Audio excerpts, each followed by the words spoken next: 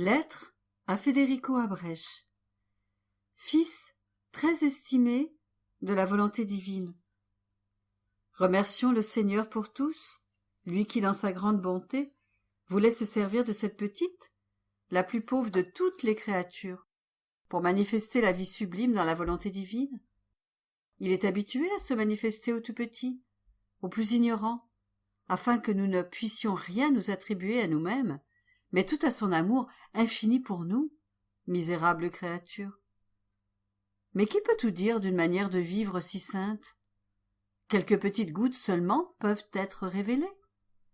C'est assez pour dire que chaque fois que nous faisons un geste dans sa sainte volonté, nous allons à la rencontre du ciel tout entier, et que tout le ciel vient à notre rencontre. Tous les saints, tous les anges, et même la Reine du ciel est honorée de placer leurs actions avec les nôtres et de faire ce que nous faisons. Ils sentent leur joie et leur gloire redoubler, parce qu'une volonté divine est l'acteur et le spectateur de nos actes, et personne ne veut être mis de côté. Et avec raison, parce que la volonté divine appartient à tous, à l'exception de ceux qui, ingrats, ne veulent pas la connaître, l'aimer et la posséder. Ainsi, tout le ciel répète en chœur: si elle est à nous, pourquoi ne ferions-nous pas ce qu'elle fait? Même plus, puisque chaque fois que nous faisons un geste dans la volonté divine, la volonté humaine traverse un martyre, pas de sang, mais de volonté, qui ne meurt jamais. Et le Seigneur est si heureux qu'il place dessus le sceau d'un martyr divin. Aussi, nous pouvons dire à Dieu: je ne meurs pas qu'une seule fois, mais plusieurs fois, autant de fois que je ne fais pas ma volonté. Assez à présent, parlons de quelque chose d'autre.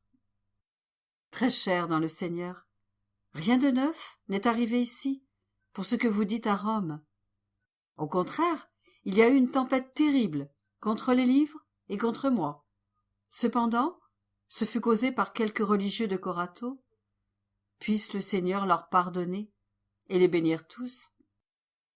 Ce doit être une rage diabolique, puisque, seulement en entendant le nom volonté divine, il devient furieux. Aussi, prions. Je vous remercie. Faites tout ce que vous pouvez et tout ce que Dieu veut. Je vous laisse dans la volonté divine, qu'elle soit le centre de votre vie. Oh, que j'aimerais que tout ce que vous faites coule en elle, pour lui apporter vos baisers, vos étreintes de gratitude, et forcer le ciel et lui dire: hâtez-vous, que votre volonté vienne et règne sur la terre. Je vous salue de l'amour du fiat divin, ensemble avec Amélia et le petit Pio. Affection. Corato, le 23 juin 1941. Luisa Picaretta, la petite fille de la volonté divine.